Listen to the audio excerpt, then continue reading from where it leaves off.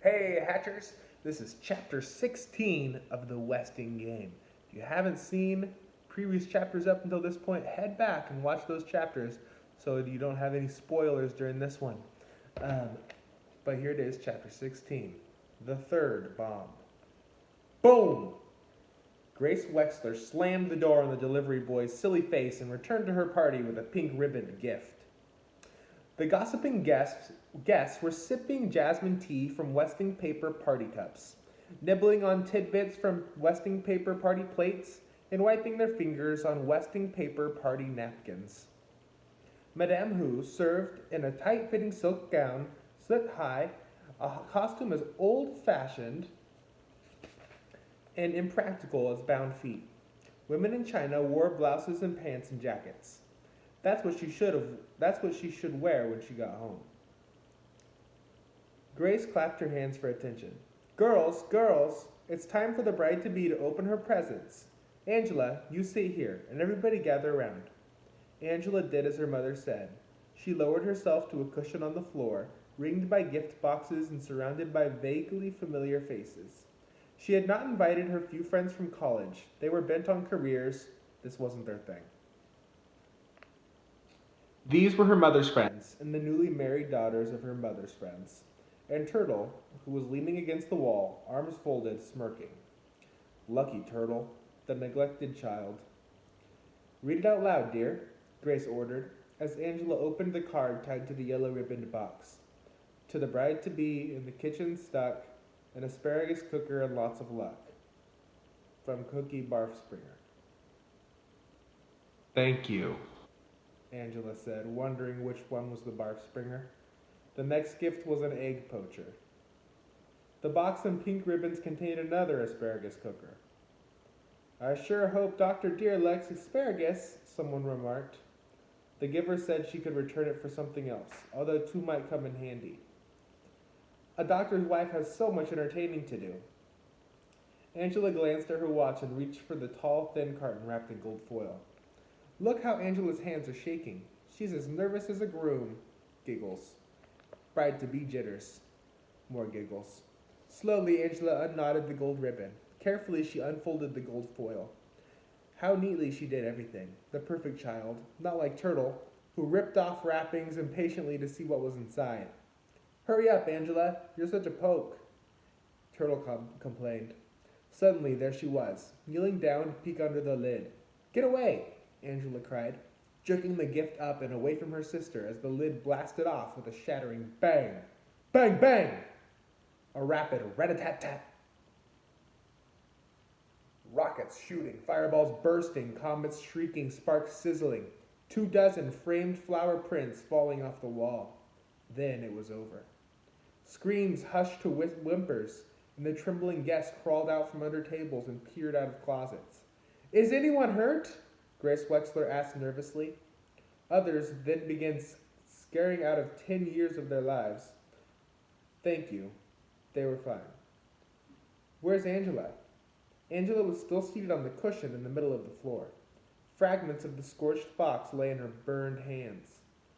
Blood oozed from an angry gash on her cheek and trickled down her beautiful face. Heirs beware, Sam Westing had warned. They should have listened. Now it was too late. The suspicious heirs gathered in the lobby around the police captain, called in by Judge Ford. One of them was a murderer, they thought, and one of them was a bomber. One of them was a thief. But which was which, and who was who? Or could it be one and the same? Some game, Mr. Hu grumbled, unwrapping a chocolate bar. One ulcer wasn't enough. Sam Westing had to give him 3 more. Some game. The last one alive wins. Now there's a likely suspect, Otis Amber thought. Who, the inventor? Who, the angry man, the madman? The last one alive wins, Flora Boombach repeated. Oh my, what a terrible thing to say.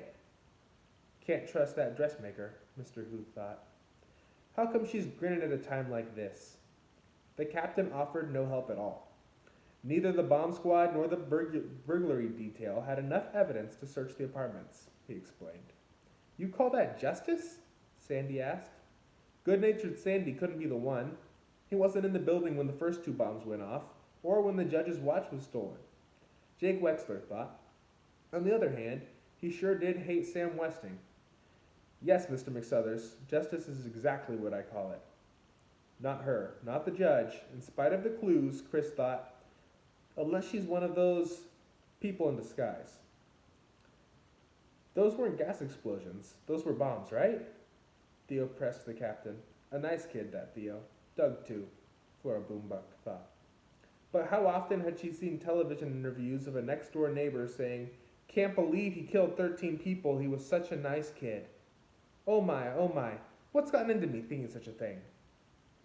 The captain wouldn't call them bombs, more like childish pranks, he said. Childish pranks? That brat's capable of anything. Turtle stuck out her tongue at the sneering Doug Who. Evil pranks, Crow muttered. Her blessed Angela was almost killed. Crow could be the one. Bring fire down on all of us, Theo whispered to Chris. But she wasn't in the building when the first two bombs went off. Yes, she was. No, she wasn't. The captain described the so-called bombs. Just a few fireworks triggered by a squat stripped candle set in a tall open jar. The ribbon probably hid the air holes in the box. No one would have been hurt if the young lady had not tilted the box toward herself. A time bomb, Grace Wexler said, glaring at the person who delivered the gifts. An unhappy woman, that self-appointed heiress, the judge thought. Unfulfilled, possibly disturbed, capable of the burglaries, perhaps, but not the bombings. She wouldn't have hurt her own daughter, at least, not Angela. Don't look at me like that, Otis Amber shouted at Mrs. Wexler. I don't own no striped candles or no fireworks neither. That guy is the likeliest of all, Grace thought, but he wasn't around when the coffee shop blew up. Ooga! The excitement was too much for Chris Theodorakis. That was one heir no one suspected. And Angela, of course, no one would suspect her. Otis Amber was not even sure of that. Still waters run deep, he said. He. Turtle could not let him get away with that, even if it was true. Otis Amber limps, Chris noted the next day. Her family kept reassuring her. You're going to be fine, Angela, just fine. The loud snore that erupted from the next hospital bed was Seidel Pulaski, pretending to be asleep. I still don't remember, Angela mumbled, her bandaged cheek making speaking difficult. Her face hurt, her hands hurt very much. Traumatic amnesia, Jake Wexler said. It happens after sudden accidents. Don't worry, Angie Pie, you're going to be fine. I'll be back tomorrow. Come, Turtle. In a minute. Turtle waited for the door to close. She touched her sister's bandaged hand. Thanks. For what? Another snore from Seidel. Just thanks. The fireworks would have gone off in my face if you hadn't pulled the box towards you. Here, I bought your tapestry bag. I didn't look at your notes or clues, honest. But she had removed the incriminating evidence. Turtle, tell me the truth.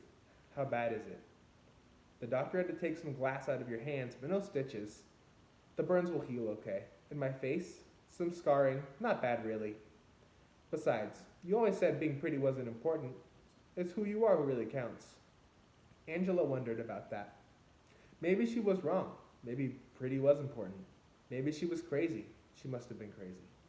Don't worry, you'll still be pretty, Turtle said. But wow, that sure was a dumb thing to do. Seidel Pulaski's eyes popped open in surprise.